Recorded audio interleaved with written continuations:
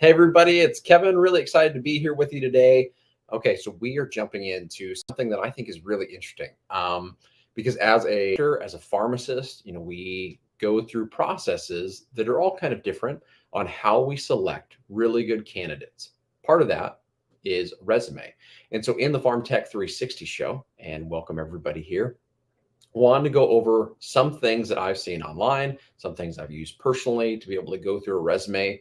Next episode, we'll have Chris and Nina give us a little more information on how to build that resume and how to put those things in place and their thoughts and opinions on what they've seen on the other side, from the applicant side, or from their various experiences of hiring other individuals on board with them and looking at resumes. Okay, so have a few things to be able to show you here. One, I'll flip right over to the screen, but I wanted to go over a couple things prior to making those, those shifts.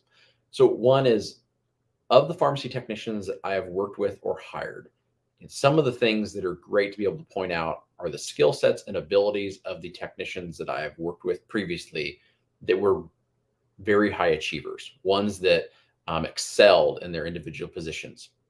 And so what separated them? What made them different than other individuals in the space that were good, but not exceptional? One thing stood out to me, and it was the ability to look beyond their job description.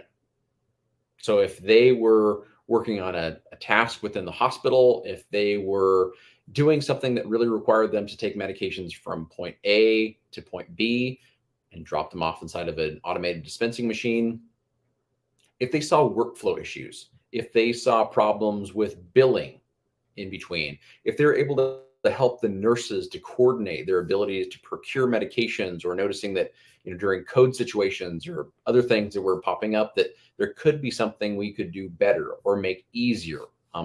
They were fantastic at being able to take all that information, distill it down, and do something with it so that we could apply it and make ourselves more successful in serving our patients, serving our allied medical staff, all the individuals that we're looking to be able to take care of as a pharmacy department there.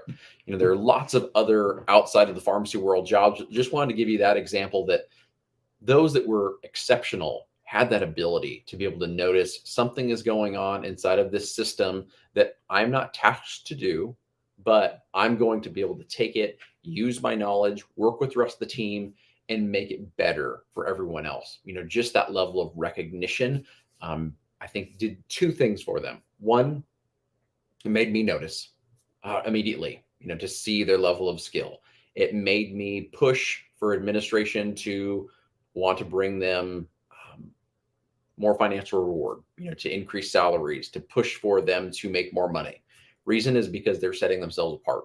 They were different. They were going above and beyond. The other piece it did was it developed the ability and the reliance of the rest of the team on them for those skills.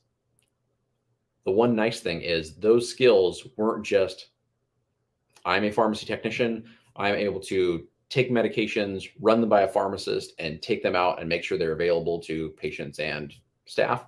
Now I have the logistics skills, I have the financial skills, I have the software skills to be able to truly help a healthcare system, in my examples, and or a pharmacy system to be more successful and more efficient, to be able to deploy those. And so those were exceptional qualities. Now I'm going to shift over and we'll look at an example for a pharmacy technician job application or a resume, and kind of go through it and go through a couple thoughts.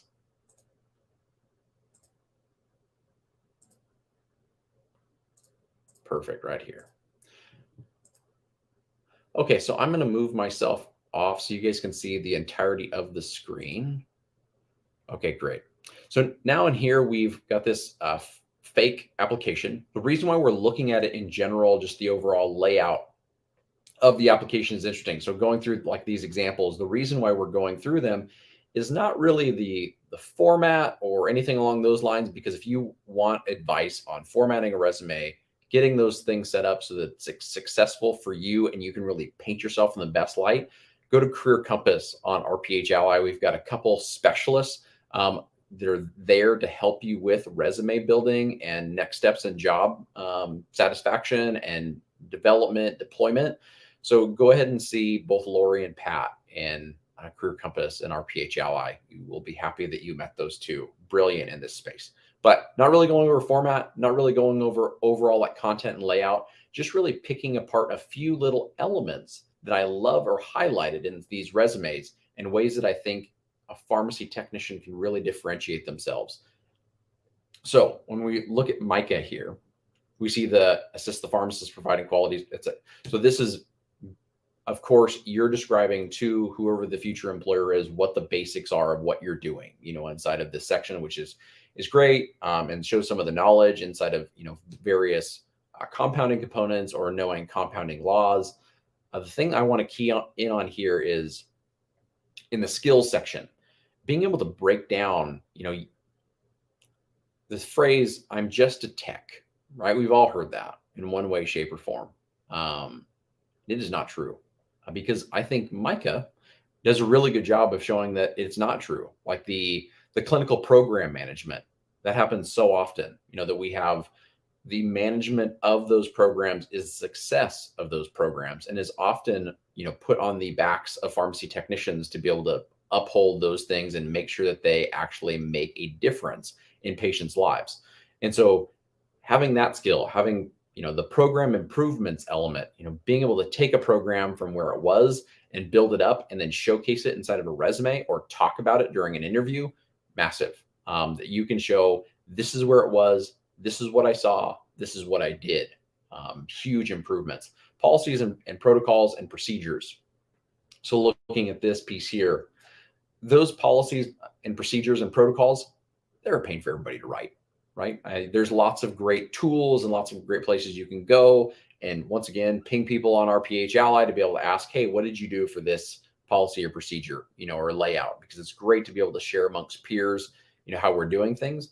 But pharmacy technicians, as we mentioned at the very beginning, when they go beyond just the task, they start to be able to understand the policies and procedures of an individual operation and an individual organization to a greater level and extent. So when we're writing these policies and procedures, they're not just something that we're pulling off Google and we're slapping inside of a binder so that we have them for a state inspection. They're something that is very intimate to the facility that you're working in or the business you're working in, so that they can be looked at as a cookbook, recipe, dependable source for information on how to do something if you're just starting or if you've forgotten or if it's been a while since you've done so.